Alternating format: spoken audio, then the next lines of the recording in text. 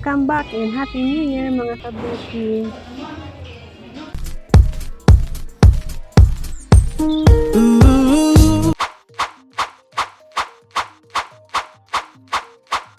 Hi everyone! Welcome back! So, dahil nga New Year ngayon, gagawa ako ng macaroni. At matagal-tagal na rin akong di nakagawa noon ng macaroni, kaya susulitin ko na ito at request rin ito ng aking panganay.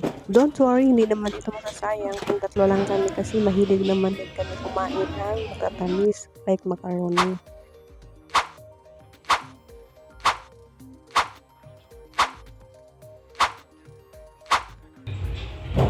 Ito nga lang pala ang aking hinanda dahil tatlo lang nga kami.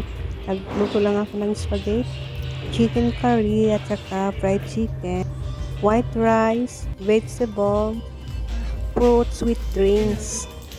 So itong oras na ito ay 11:45 na at kumain na kami. Pinakain ko ng dalawang mga makukulit at ito nga nagmamadali na sila dahil ilang minuto na lang 12 na at nag-iingay na ang mga tao sa labas.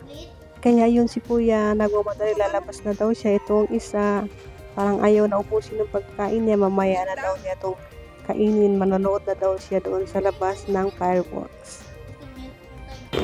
So ito na nga yung kaganapan. Maganda, marami talaga yung fireworks, hindi ko lang makunan dahil sa mga puno at bahay. At andito lang ako sa baba lang banda, kaya hindi makunan. Pero sulit naman, kahit paano may nakita naman tayo ng fireworks. At yung mga bata ay masaya. Happy New Year everyone! Bye-bye!